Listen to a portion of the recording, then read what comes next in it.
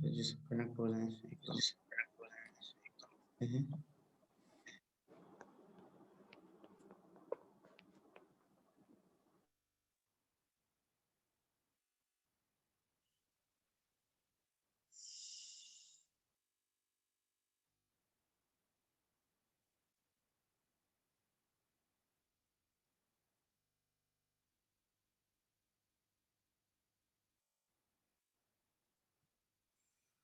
All right, मेरे ख्याल से काफी हद तक स्टूडेंट्स कनेक्ट हो गए हैं, तो कंटिन्यू करते हैं।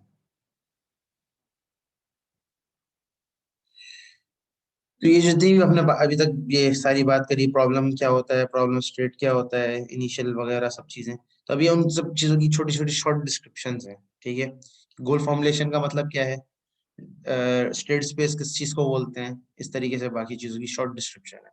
ठीक है, तो गोल फॉर्मुलेशन बेसिकली क्या होता है, world states with certain property. Goal formulation या गोल फॉर्मुलेशन क्या कर रहे होते हैं हम लोग, वर्ल्ड जो है हमारा, ठीक है, या स्टेट स्पेस जिसको कहा जाता है, स्टेट स्पेस की प्रॉपर्टीज या उसको एक्सप्लोर कर रहे होते हैं with certain properties.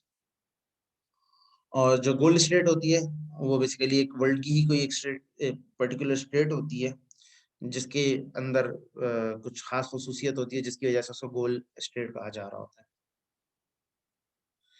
State space क्या होता है, बेसिकली जो आपके जितने भी रेलिवेंट एस्पेक्ट्स हैं या आपके जो एक्शंस हैं, जिनकी बेस के ऊपर आपके वर्ल्ड की स्टेट चेंज हो रही हो, उनको स्टेट स्पेस कहा जाता है। और इसी तरीके से प्रॉब्लम क्या है, basically definition of problem type, ये डिपेंड करती है कि आपकी जो नॉलेज है, जो वर्ल्ड आपको दिया जा रहा है, उसकी आपको डिस्क्रिप्शन कितनी अवेलेबल है। ठीक है, और उसमें कौन कौन से एक्शंस आप परफॉर्म कर सकते हैं, और उन एक्शन से इम्पैक्ट क्या पड़ेगा आपके प्रॉब्लम के ऊपर। सर्च स्पेस क्या होता है, सर्च स्पेस बेसिकली कॉस्ट होती है, सर्च कॉस्ट होती है। ये ऑनलाइन भी होती है, ऑफलाइन भी होती है। ठीक है, ऑनलाइन ऑफलाइन का मतलब यहाँ पे आसान लफ्जों में ये समझ लें कि वन कॉस्ट इज बेसिकली जिसकी वजह से आपकी आप उसको और आसान इसका बेहतर वर्ड यूज मैं कर लेता हूँ। सर्च कॉस्ट को ऑफलाइन कॉस्ट कहा जाता है, और जो पाथ कॉस्ट है, बेसिकली जो जिन स्टेप्स को आप लेते हुए आपने उस प्रॉब्लम को सॉल्व किया है, ठीक है, तो वो आपकी ऑनलाइन कॉस्ट कहलाती है। तो offline cost is basically search cost, and path cost is basically online cost. ठीक है, जिसको एग्जीक्यूशन कॉस्ट भी कहा जाता है। और total cost basically offline cost plus online cost होती है। ठीक है, यानी search cost plus path cost, इन दोनों को जो प्लस करेंगे या इन दोनों को सम करेंगे, तो आपको टोटल कॉस्ट पता चल जाएगी आपके एल्गोरिथम की, कि वो कितना टाइम ले रहा है सर्च करने में, कितने स्टेप्स ले रहा है यहाँ तो सर्च करने में, और उन स्टेप्स है क्या। ठीक है, अगर मैं उन स्टेप्स को यूज करते हुए प्रॉब्लम को सॉल्व करता हूँ, तो मुझे कितना टाइम लगेगा, एंड सो ऑन। ठीक है, ये बेसिकली स्पेसिफिकेशन है सर्च कॉस्ट की। ठीक है, तो बेसिकली ये डेफिनेशंस हैं छोटी छोटी, जो जितनी हम अभी तक स्टेट स्पेस वगैरह सबकी बात कर रहे थे, वो उसके एक शॉर्ट डिस्क्रिप्शन है यहाँ पे, और कुछ भी नहीं है। ठीक है, तो अगर कंफ्यूजन हो तो पूछ सकते हैं। ठीक है, कोई कंफ्यूजन तो नहीं है इसको देखने के बाद, परेशानी तो नहीं है कोई, ये सारी बातें हम कर चुके हैं ऑलरेडी, लेकिन यहाँ पे कह लें आपके पास एक इन रिटर्न फॉर्म आ गई है, बस ये फर्क है। सर्च कॉस्ट की बात नहीं की थी, वो एक नया एस्पेक्ट है, तो उसमें ऑफलाइन और ऑनलाइन कॉस्ट का है कि सर्च कॉस्ट जो है आपकी ऑफलाइन कहलाती है, पाथ कॉस्ट आपकी ऑनलाइन कॉस्ट कहलाती है। या ऑनलाइन ऑफलाइन अगर आपको प्रॉब्लम हो रहा है, तो आप सर्च कॉस्ट और पाथ कॉस्ट याद रख लें। सर्च कॉस्ट बेसिकली आपकी कितना टाइम लग रहा है, ठीक है, टाइम वाइज होती है, और पाथ कॉस्ट आपकी वो स्टेप्स हैं, जिन स्टेप्स को फॉलो करते हुए आप बेसिकली अपने गोल तक पहुंचेंगे। तो टोटल कॉस्ट इन दोनों का सम होती है। क्लियर है?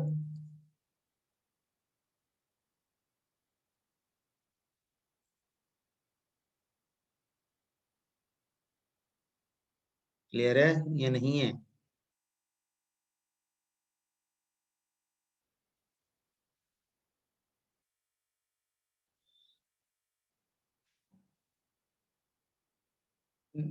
ये बेसिकली जो हम अभी तक गोल फॉर्मुलेशन और बाकी चीजों की बात करते हुए आ रहे हैं, उसी की बेसिकली डिस्क्रिप्शन है। गोल फॉर्मुलेशन क्या है, गोल फॉर्मुलेशन बेसिकली जो वर्ल्ड है आपका, ठीक है, उसको डिजाइन करना है विद सर्टेन प्रॉपर्टीज, ठीक है। स्टेट स्पेस क्या है? स्टेट स्पेस बेसिकली आपके वो स्टेप्स हैं जिन स्टेप्स को यूज करते हुए आप बेसिकली उस वर्ल्ड को एक्सप्लोर करोगे, ठीक है। और इजी कर देता हूँ। एक्शंस क्या हैं? एक्शंस बेसिकली वो चेंजेस हैं जो आपके वर्ल्ड में अपीयर होंगे जब आप कुछ एक्शन परफॉर्म करते हैं। Problem type, problem type basically आपके वर्ल्ड के स्टेट्स और एक्शन से बेसिकली, या उसकी जो नॉलेज आपको गिवन है उससे आप बता सकते हैं कि मेरा प्रॉब्लम है किस टाइप का, उसकी क्रिटिकलिटी क्या है। इसी तरीके से अगर सर्च स्पेस की बात करें कि अगर मैं सर्च स्पेस को एक्सप्लोर करना चाहता हूँ, उसके लिए फिर कॉस्ट का फैक्टर आ जाता है, जिसमें दो टाइप की कॉस्ट होती है।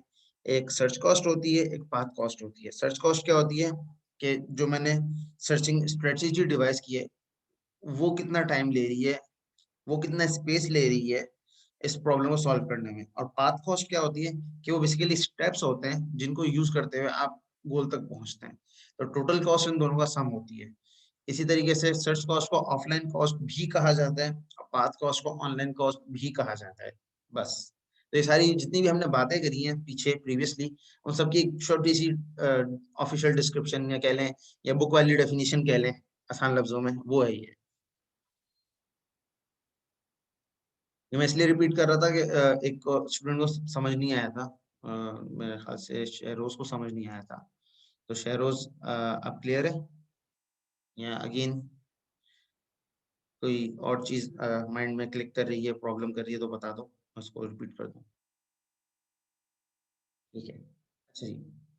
लास्ट में एक नोट लिखा हुआ है, वो नोट सिंपल क्या बात है कि जो भी आपकी प्रॉब्लम फॉर्मुलेशन है जिसको या टाइप है उसकी, उसका जो इम्पैक्ट है वो डिफिकल्टी के ऊपर डिपेंड करता है कि जो आपका सॉल्यूशन है उसको फाइंड करना कितना कॉम्प्लेक्स है। इसका मतलब ये है कि अगर मैं बोल रहा हूँ एक प्रॉब्लम फॉर्मुलेशन आसान है, ठीक है, या मुश्किल है, तो ये जो मुश्किल और आसान का जो फैक्टर है ये बेसिकली फाइंडिंग ऑफ सॉल्यूशन के ऊपर डिपेंड करता है, ठीक है। जितना मुझे सर्चिंग में टाइम लगेगा, जितनी मेरी सर्च कॉस्ट बढ़ेगी या पाथ कॉस्ट बढ़ेगी, उतना मेरा प्रॉब्लम फॉर्मुलेशन मुश्किल होता रहेगा, ठीक है। और जितना ये रिड्यूस होगा उतना मेरा प्रॉब्लम फॉर्मुलेशन फाइंड करना इजी होगा। बस ये एक छोटी सी बात है जो कि माइंड में मतलब याद रखिएगा, ठीक है। चलिए आगे बढ़ते हैं। अब आ गया वैक्यूम क्लीनर वर्ल्ड प्रॉब्लम दोबारा, ठीक है। ये ऐसा प्रॉब्लम है जो कि बार बार आपको देखना पड़ेगा और इससे आपका आपका हमेशा ही रहेगा, इससे आपकी जान नहीं छूटने वाली। तो इसको आप माइंड में रख लें, ये प्रॉब्लम से आपको बार बार निपटना पड़ेगा। अच्छा जी, अगर हम वैक्यूम क्लीनर वर्ल्ड की बात करें जिसमें सिर्फ दो रूम्स हैं जिनको क्लीन करना है, ठीक है। रूम ए है, रूम बी है, और एजेंट किसी भी एक रूम में है, ठीक है। तो एक रूम से उसने स्टार्ट किया, दूसरे रूम में गया क्लीन किया, फिर पहले रूम में आया क्लीन किया, फिर दूसरे रूम में आया क्लीन किया। तो 8 स्टेट्स के अंदर इसने ये वर्ल्ड को क्लीन कर दिया, ठीक है।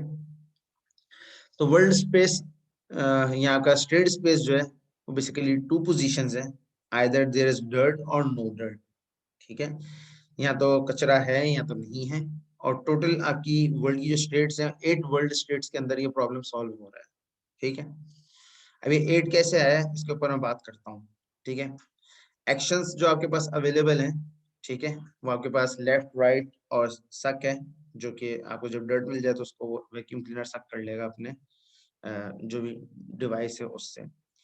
गोल, गोल क्या है हमारा कि कोई भी डर्ट ना रहे रूम के अंदर। और पाथ कॉस्ट हमारी क्या है? 1 यूनिट पर एक्शन, यानी जब हम एक यूनिट पे शिफ्ट करते हैं तो हमारी 1 कॉस्ट चार्ज होती है। तो ये बेसिकली ये 4 स्टेप्स हैं, ठीक है। ये बेसिकली किसी भी प्रॉब्लम को फॉर्मुलेट करने के लिए यूज किए जाते हैं। पहला, वर्ल्ड की स्टेट स्पेस क्या है। सेकंड, एक्शंस क्या होंगे एजेंट के। थर्ड, गोल क्या होगा। Fourth, path cost. तो आपको अगर कभी भी कहा जाए या कहीं भी कहा जाए कि प्रॉब्लम फॉर्मुलेशन करें, ठीक है, ये एक्स वाई जेड सिनेरियो की, तो आप उसमें 4 चीजें करेंगे। वर्ल्ड स्टेट सबसे पहले स्टेट स्पेस बताएंगे कि स्टेट स्पेस है क्या, ठीक है। दूसरा, मेरे एक्शंस क्या होंगे इस स्टेट स्पेस के अंदर, ठीक है। थर्ड, मेरा गोल क्या होगा, मैं अचीव क्या करना चाहता हूँ, प्रॉब्लम सॉल्व क्या करना चाहता हूँ या करना चाहती हूँ, और पाथ कॉस्ट क्या होगी उस प्रॉब्लम को जब मैं सॉल्व कर रहा हूँ, ठीक है। तो पाथ कॉस्ट तो मेजरली आपके ऊपर डिपेंड करती है, या गिवन होगी, ठीक है। गोल ऑब्वियसली आपको गिवन होगा डिस्क्रिप्शन के अंदर, एक्शंस आपको डिस्क्रिप्शन से ड्राइव करने पड़ेंगे, और इसी तरीके से स्टेट वर्ल्ड की स्टेट स्पेस भी आपको ड्राइव करनी पड़ेगी। अच्छा, ये 8 जो वर्ड आया है, कोई मुझे इसमें हेल्प कर सकता है कि ये 8 आया है, ये कैसे आया है? ये तो सामने तो चले हमें नजर आ रहा है, ठीक है, कि 8 है। अगर मैं इसको जर्नलाइज करना चाहूँ, इसका कोई एक सिंपल सा फॉर्मूला बनाना चाहूँ, तो क्या कोई ऐसा फॉर्मूला एग्जिस्ट करता है जिससे मैं बेसिकली वैल्यू पुट करूं और उससे मुझे पता चल जाए कि कितनी स्टेट स्पेस मेरी वर्ल्ड की कितनी स्टेट्स बनेंगी पॉसिबल?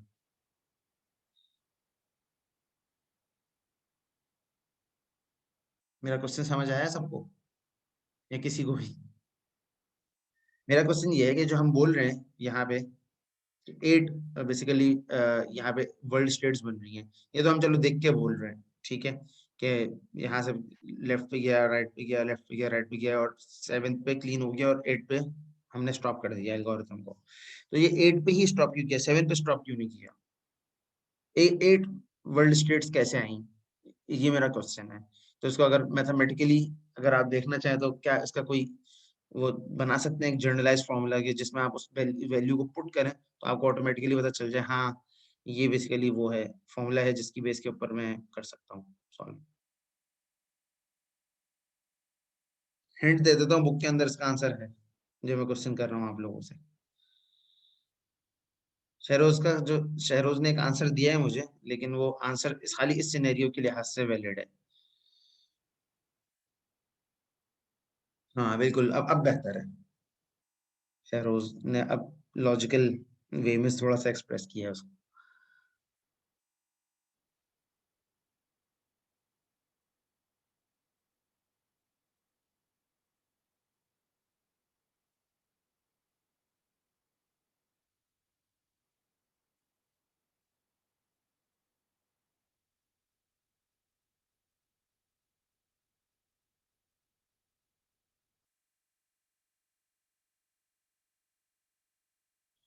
तो आपको जो लगता है कि जो जिस प्रोसेस से 8 आया है वो काइंडली शेयर कर दें तो बेहतर होगा, जैसे शहरोज ने शेयर किया। बाकी भी अपनी इंसाइट्स को शेयर करें कि किस तरीके से उनको लगता है कि इसका आंसर 8 आया होगा। हालांकि बजाहिर अगर हम उसको देखें तो 7 पे हमें स्टॉप हो जाना चाहिए था, लेकिन ये 8 तक गया तो क्यों गया?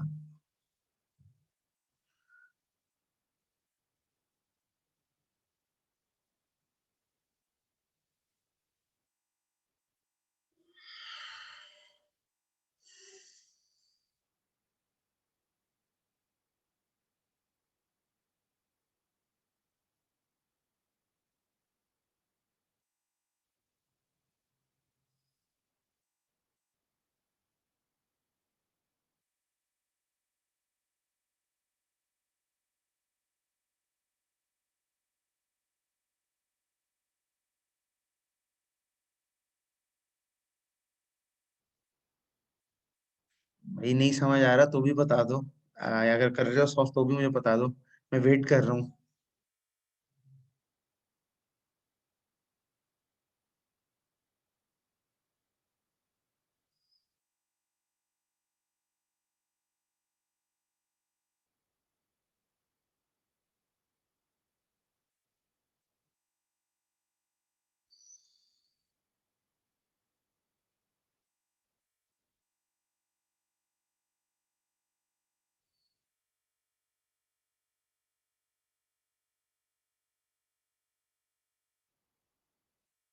हेलो, सब जाग रहे हैं या सो गए हैं? नो आइडिया, ठीक है, कोई मसला नहीं। तो अगर है जो भी आइडिया जो नहीं लग रहा तो भी बता दो कि नहीं समझ आया, सर आप डिस्कस कर लें जो भी आपको लगता है। ठीक है, कोई मसला नहीं है, कोई मसला नहीं है। ठीक है, मैं कर लेता हूँ, कोई मसला नहीं। इसका सिंपल आंसर वैसे ये है जो मैंने अब शेयर किया है, 2 multiply bye 2 exponential n। Sorry n multiply by 2 exponential n, ये बेसिकली जनरल फॉर्मूला है। और n यहाँ पे बेसिकली आपके जो वर्ल्ड है उसकी पोजीशंस हैं, ठीक है। अगर आप अपने वर्ल्ड की पोजीशंस को इस फॉर्मूले में मैप कर देंगे तो ऑटोमेटिकली आपको पता चल जाएगा कि आपको कितनी वर्ल्ड स्टेट्स बन रही हैं। जैसे यहाँ पे अगर हम देखें तो हमारे पास दो पोजीशंस हैं, ठीक है। तो अगर मैं दो पोजीशंस के लिहाज से इसको सॉल्व कर दूं, 2 और 2 exponential 2 exponential 2 is equal to 4, ठीक है। और 2 multiply by 4 is equal to 8, ठीक है। ये इसका सिंपल जनरल फॉर्मूला है, ठीक है। जो फॉर्मूला शहरोज ने एक तरीके से दिया था कि एक्शन स्टेट्स और वर्ल्ड के पोजीशन के लिहाज से, वो भी ठीक है, लेकिन वो जनरलाइज करना थोड़ा सा मुश्किल है, ठीक है। तो अगर वो जनरलाइज हर कंडीशन पे हो रहा है तो उसको भी यूज कर सकते हैं। बुक के अंदर इस सॉल्यूशन को रिकमेंड किया गया है जिसकी मैं बात कर रहा हूँ, ठीक है। तो अगर मिसाल के तौर पर मेरी 3 स्टेट्स हो जाए, ठीक है, 3 रूम्स मिल जाए मुझे, तो मैं क्या करूंगा, कुछ भी नहीं करना, 2 into 3, तो 2 exponential 3 is 8, 8 multiplied by 3, 3 multiplied by 8 equals to 3 8 जा 8 3 जा 24, मेरे पास 24 स्टेट्स होंगी, ठीक है। तो इस तरीके से आप जो भी आपका रूम साइज हो, सॉरी रूम्स हो या पोजीशंस हो, उस पोजीशंस की बेस के ऊपर आप फाइंड कर सकते हो कि आपकी वर्ल्ड की स्टेट्स कितनी पॉसिबल बनेंगी, ठीक है। क्लियर है यहाँ तक? अब समझ आ गया ये 8 कैसे आया?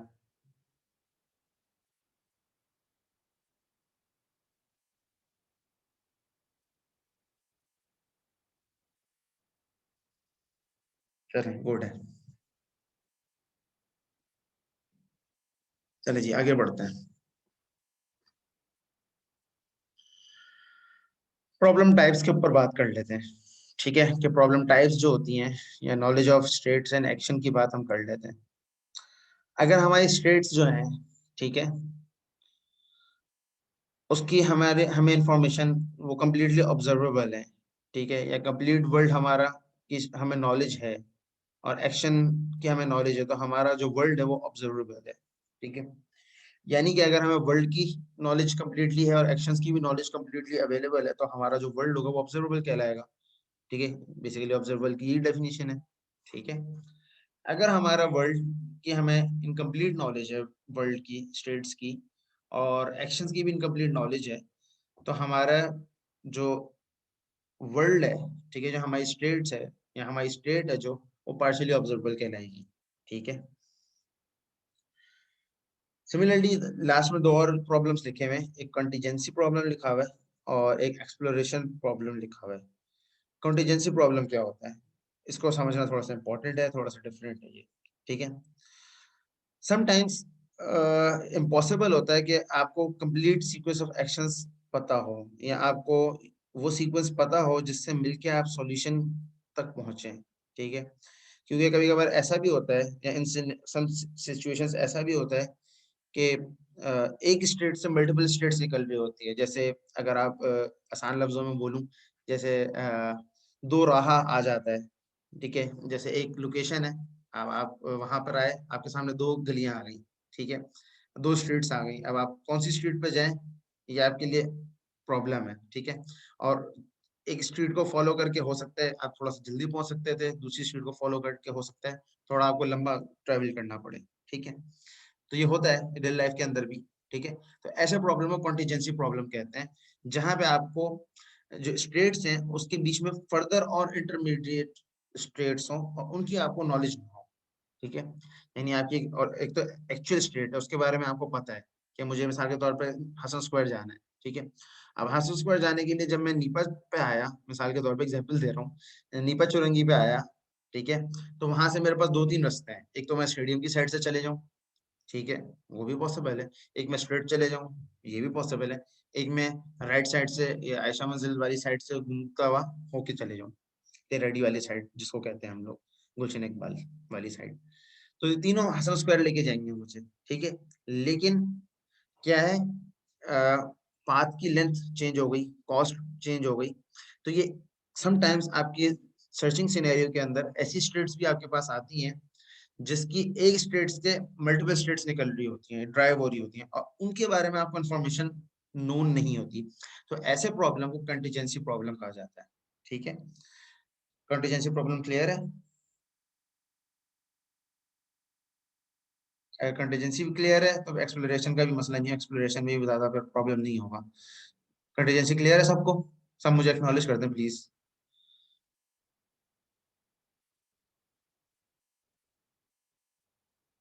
चलें, गुड है।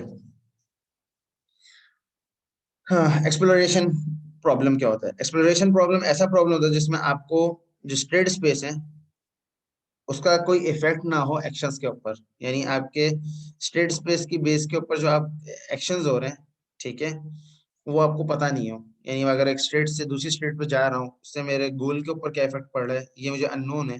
ठीक है, तो ऐसे प्रॉब्लम को एक्सप्लोरेशन प्रॉब्लम कहते हैं, जिसमें आप हर स्टेप को एक्सप्लोर करते हो, जिसको ब्रूट फोर्स अप्रोच भी कहा जाता है। ठीक है, अगर आपको अ, किसी और कोर्स से याद हो तो ब्रूट फोर्स अप्रोच ये होती है कि हर पॉसिबल सीक्वेंस को बेसिकली ट्रैक डाउन करना और देन एक्सप्लोर करना कि उसमें से कौन सी प्रॉब्लम सॉल्विंग बेहतर तरीका है, या कौन सा स्टेप या कौन सा तरीका सही है इस प्रॉब्लम को सॉल्व करने के लिए।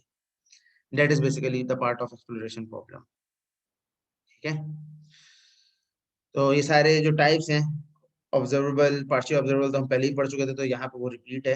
कंटिंजेंसी प्रॉब्लम और एक्सप्लोरेशन प्रॉब्लम भी आई होप सबको क्लियर होगा। ठीक है, तो कोई प्रॉब्लम नहीं है यहाँ तक?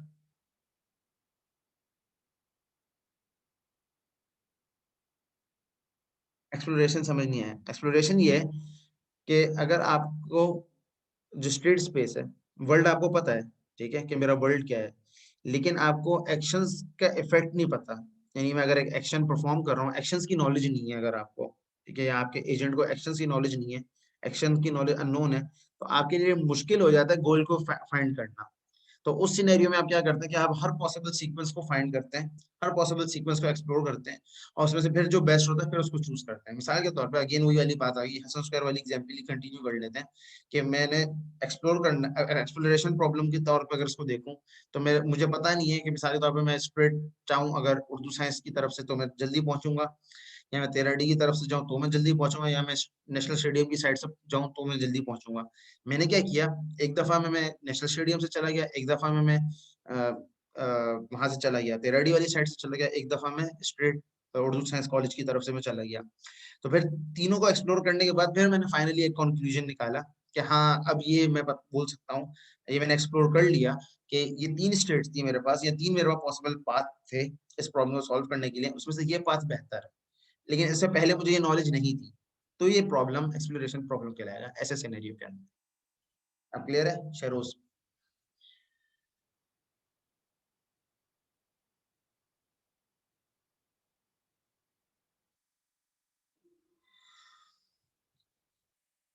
All right.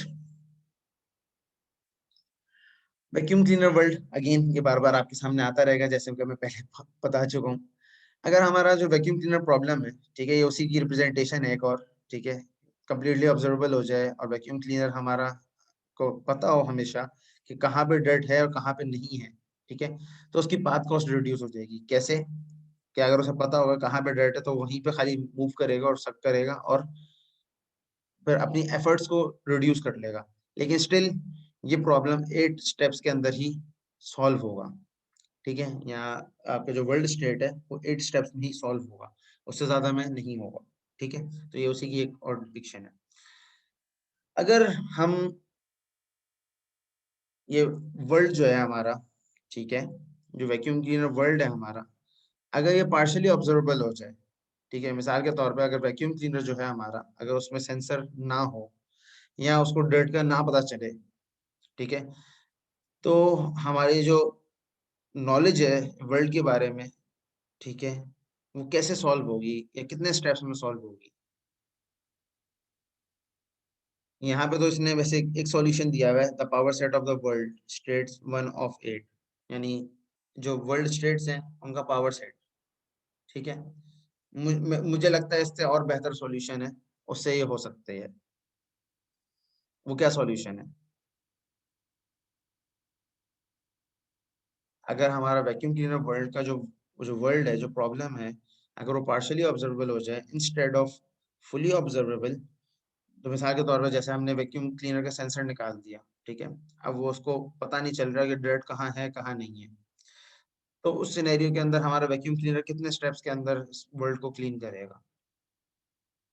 एक सॉल्यूशन तो दिया हुआ है कि पावर सेट आपका जो वर्ल्ड है, ठीक है, उसकी जो हर स्टेट का मतलब 8 स्टेट्स है तो 8 का पावर सेट ले लें आप, ठीक है, 1 to 8 स्टेट्स का। तो जो पावर सेट होगा उससे बेसिकली आपको पता चल जाएगा ये जितने पावर या पावर स्टेप से बेसिकली इसको एक्सप्लोर करेंगे, exploration problem as a exploration problem इसको सॉल्व किया है। मेरे ख्याल से इससे और बेहतर सॉल्यूशन इसका हो सकता है, तो वो क्या होगा? अ, वो क्या हो सकता है पॉसिबल? वो यहाँ डिस्कस नहीं है, मैं वैसे ही आप लोगों से पूछ रहा हूँ।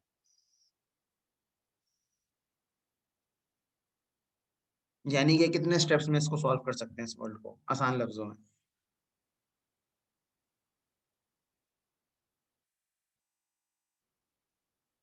जी, बता दो, मुझे भी नींद आने लग गई है तुम लोगों के इतने स्लो रिस्पॉन्स की वजह से। सऊद, गुड है, शाबाश। हमजा 24 कैसे?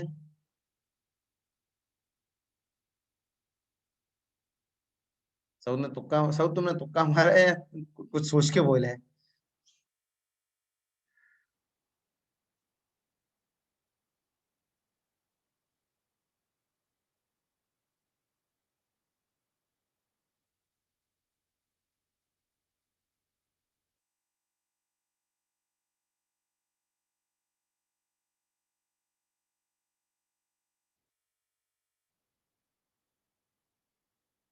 चलो गुड है, अच्छी बात है, अच्छा अंदाजा है। हमजा 24 आपको कैसे लग रहा है?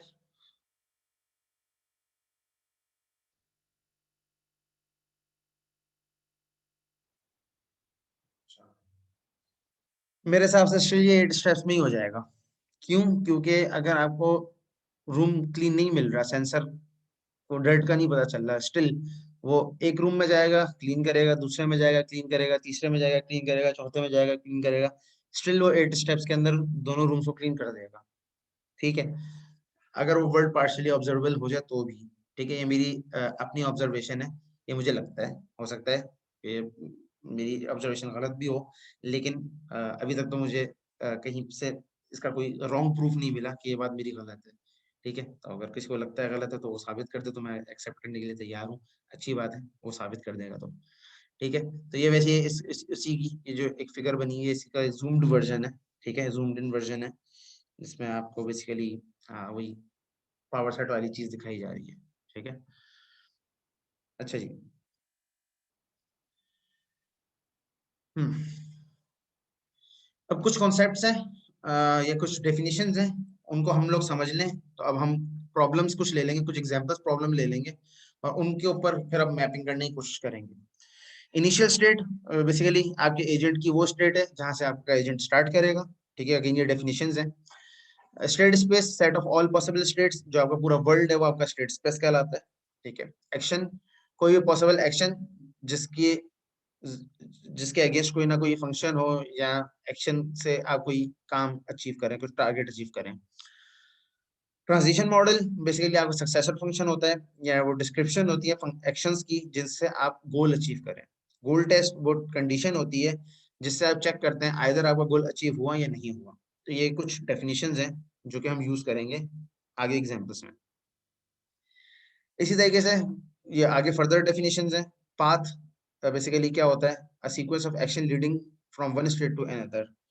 पाथ बेसिकली एक ऐसा एक्शन होता है जो कि एक स्टेट से दूसरी स्टेट तक आपको ले जाए वर्ल्ड के अंदर। पाथ कॉस्ट क्या होती है?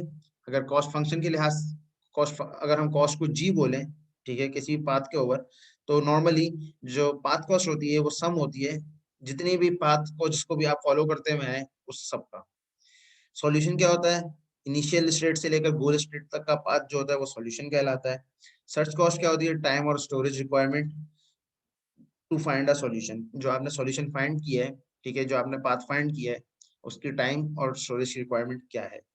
टोटल कॉस्ट क्या होती है? Search cost plus path cost. जो आपकी सर्च कॉस्ट है वो और आपकी पाथ कॉस्ट, इन दोनों का सम जो होता है बेसिकली आपकी टोटल कॉस्ट होती है, जिसको मैं पहले भी कह चुका हूँ कि online cost plus offline cost या search cost plus plus path cost. ठीक है जी, ये डेफिनेशन क्लियर है?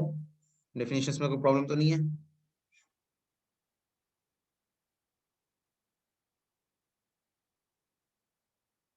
क्लियर है? चलें जी, गुड है, बता दो दिया करो भाई। चलिए जी, 8 पजल प्रॉब्लम लेते हैं। 8 पजल प्रॉब्लम बहुत ही सिंपल प्रॉब्लम है।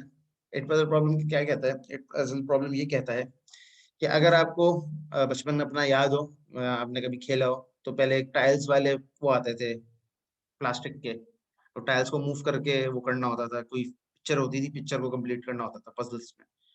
तो 8 पजल बेसिकली वही गेम है नंबर्स के साथ। ठीक है, कि आपके पास एक एम्प्टी स्पेस होता है और आप स्पेस को मूव कर सकते हैं, और इस तरीके से मूव करना होता है कि आपकी जो जो भी रैंडम स्टेट है वो सीक्वेंस में नंबर्स आ जाएं, 1 2 3 4 5 6 7 8 सीक्वेंस में आ जाए। तो अगर इस वर्ल्ड की हम प्रॉब्लम फॉर्मुलेशन करना चाहें, तो इसमें स्टेट क्या है? स्टेट बेसिकली आपकी डिस्क्रिप्शन है लोकेशंस की, जो आपको अवेलेबल लोकेशंस दी हुई है 8 टाइल्स की, ये आपकी डिस्क्रिप्शन है including the blank square. Initial state आपकी इनिशियल कॉन्फ़िगरेशन है पजल की, लाइक यहाँ पे स्टार्ट स्टेट जो दी हुई है।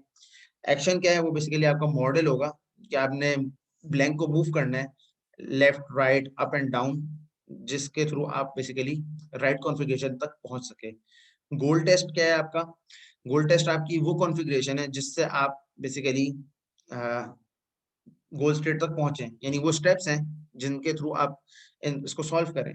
और पाथ कॉस्ट क्या है? हर टाइल को एक दफा मूव करने की जो कॉस्ट है वो 1 है। ये आपके ऊपर डिपेंड करता है कि आप इसको क्या रखें, आप 1 रखें, 2 रखें, ये आपकी मर्जी है। वैसे यहाँ पे 1 है कि एक टाइल को एक दफा मूव करने की जो कॉस्ट है वो 1 है। ठीक है, तो वैसे तो ये प्रॉब्लम आपको कितने स्टेप्स में लगता है वैसे सॉल्व हो जाएगा? ये तो हमने खैर इसकी प्रॉब्लम फॉर्मुलेशन लिखी है, इसको सॉल्व करने के लिए सर्च स्ट्रेटेजी हमें कोई चूज करनी पड़ेगी। उस सर्च स्ट्रेटेजी से बेसिकली ये सॉल्व होगा प्रॉब्लम। वो अभी फिलहाल हम नहीं कर रहे, वो हम फ्यूचर में करेंगे। लेकिन स्टिल अगर आपको वैसे स्टेट देखी जाए, स्टेट से देखते हुए कितने स्टेप्स में आपको लगता है प्रॉब्लम सॉल्व हो जाएगा? वैसे यार प्रॉब्लम मैंने पेपर के ऊपर तो सॉल्व किया है। मतलब जब मैं खुद एआई पढ़ रहा था, हम लोग एआई का कोर्स पढ़ रहे थे, हमारा एक असाइनमेंट था ये छोटा सा, कि हमने 8 पजल को बाय हैंड सॉल्व किया था। तो डिफरेंट आंसर्स आए थे, कुछ अरेंजमेंट के ऊपर होता है कि किसने अरेंजमेंट कैसी ली हुई है, किसी का 16 में आता है, किसी का 32 में आ जाता है, किसी का 40s में आ जाता है, किसी का उससे भी ऊपर स्टेप चले जाते हैं। मुझे याद है मेरा 47 स्टेप्स में आया था या 37 स्टेप्स में आया था, ऐसे ही सब कुछ समथिंग आया था। तो डिपेंड करता है कि आपको वो कैसे मिला हुआ है, अरेंजमेंट क्या मिली है। उस अरेंजमेंट को स्विच कर करके आप बेसिकली गोल स्टेट तक पहुंचते हैं। खैर, इसी तरीके से एक और प्रॉब्लम है 8 क्वीन पजल का। ठीक है, 8 क्वीन पजल प्रॉब्लम भी बहुत इंपॉर्टेंट प्रॉब्लम है, ये भी काफी आगे तक एग्जांपल्स में चलता रहेगा इंशाल्लाह। 8 क्वीन पजल प्रॉब्लम ये है कि आपको क्वींस को इस तरीके से अपने बोर्ड के ऊपर अरेंज करना है कि डायगोनल में या अप एंड डाउन किसी तरीके से क्वीन किल ना हो रही हो। ठीक है, तो आपकी ये जो गिवन स्टेट है ये तकरीबन सॉल्यूशन है। ठीक है, और इसमें आपको स्ट्रेट क्या दी हुई है, 0 से 8 तक की क्वीन की अरेंजमेंट है बोर्ड के ऊपर। ठीक है, इनिशियल स्टेट क्या है कि बोर्ड के ऊपर एक भी क्वीन नहीं है। सक्सेसर फंक्शन ये है कि आपने क्वीन को ऐड करना है जो खाली फील्ड्स पड़ी हुई हैं बोर्ड बोर्ड के ऊपर। और गोल आपका ये है कि आपकी 8 की 8 क्वींस बोर्ड पे हो और इस तरीके से अरेंज हो कि कोई भी क्वीन दूसरी क्वीन के ऊपर अटैक ना कर रही हो। ठीक है, पाथ कॉस्ट आपकी यहाँ पे फिलहाल हमने 0 रखी है क्योंकि हम सॉल्यूशन के अंदर इंटरेस्टेड है, हमें इसकी पाथ का कोई गर्ज नहीं है। तो इसका सॉल्यूशन क्या होगा? कौन सी क्वीन को मैं मूव करूँ, मतलब ये अगर मैं फ्रॉम ये टॉप देखूं, ये क्वीन अगर इसको मैं 1 कहूँ, इसको मैं 2 कहूँ, इसको मैं 3 कहूँ, इसको 4 कहूँ, इसको 5, इसको 6, इसको 7, इसको 8, तो कौन सी क्वीन को मूव करूँ तो ये सॉल्यूशन बिल्कुल सही हो जाएगा? और कौन सी क्वीन इसमें भी ऐसी है जो अटैक हो रही है? चलिए ये बता दें,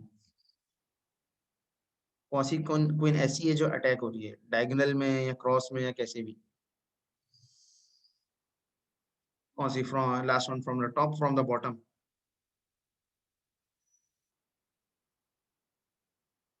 हम्म डायगोनल में एक दूसरे को अटैक कर रही है।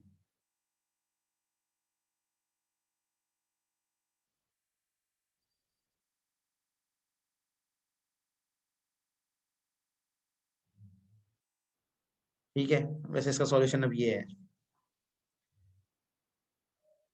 इस अरेंजमेंट के अंदर कोई भी क्वीन किसी को भी अटैक नहीं कर रही। ठीक है, आपने क्या किया, ये रिप्रेजेंटेशन थी, इसमें कुछ भी नहीं किया, इसको इसको नीचे कर दिया, इसको ऊपर कर दिया, और बाकी सबको बस ही रहने दिया, और ये वाली लेफ्ट पे आ गई।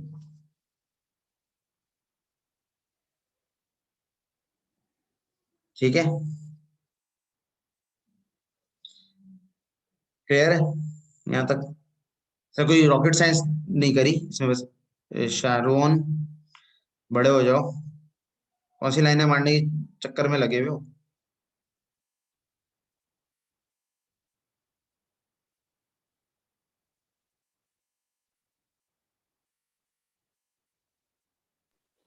सर वो गलती से हाथ लग गया।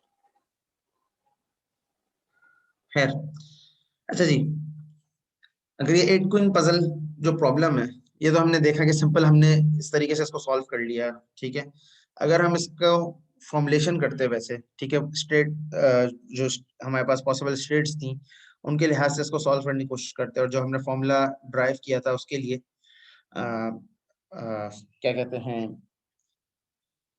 वैक्यूम वर्ल्ड के लिए, अगर उस प्रॉब्लम के थ्रू सॉल्व करने की कोशिश करते तो इसका आंसर 64 फैक्टोरियल था। ठीक है, अगर इसको एक्सप्लोरेशन प्रॉब्लम से सॉल्व किया जाए। ठीक है, तो उस सिनेरियो के अंदर की जो पॉसिबल स्टेट्स हैं वो 10 एक्सपोनेंशियल 14 बनती हैं, जो कि बहुत बड़ा नंबर है। ठीक है, बेहतर फॉर्मुलेशन क्या है कि हम इसका कांस्टेंट बनाना है। ठीक है, ये जो कंडीशन एक लिखी हुई है इसको कांस्टेंट कहते हैं। कांस्टेंट क्या है कि हम कोई भी अरेंजमेंट ऐसी करें एन क्वींस की, जहां पे हमारी जो क्वींस हैं वो 0 से बड़ी हैं और 8 से कम है या इक्वल है।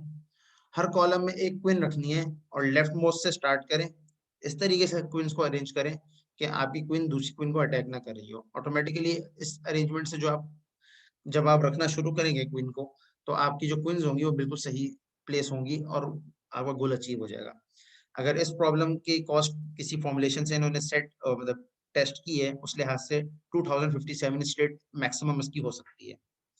ठीक है, ये प्रॉब्लम 2057 स्टेट्स के अंदर सॉल्व हो सकता है, मतलब डिफरेंट अरेंजमेंट्स आपको दे दी जाए तो डिफरेंट अरेंजमेंट्स को देखते हुए भी 2057 स्टेट्स के अंदर सॉल्व हो सकता है। तो कॉन्स्टेंट यहाँ पे इंपॉर्टेंट है, जो डिस्क्रिप्शन आप इसकी स्पेसिफाई कर रहे हो।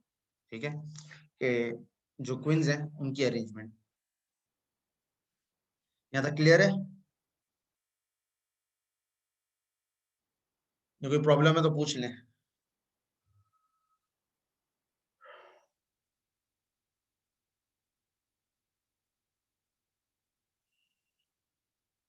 आपको क्लियर है?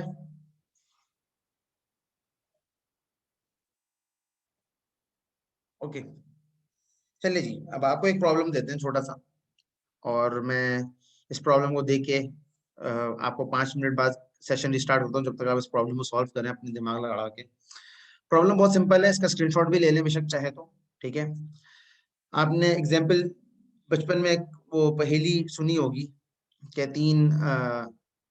एक आदमी है और एक घास है उसके पास, शेर है और घोड़ा है, और उसको दरिया पार करना है। अगर घोड़े को घास के साथ छोड़ता है तो घोड़ा घास को खा जाता है, अगर घोड़े को शेर के साथ छोड़ता है तो शेर उसको घोड़े को खा जाता है। तो किस तरीके से आदमी इसको पार करे कि घोड़ा भी बच जाए, घास भी बच जाए और शेर भी बच जाए? तो इन सबको बचाना भी है और दूसरी साइड ऑफ रिवर ले जाना भी है।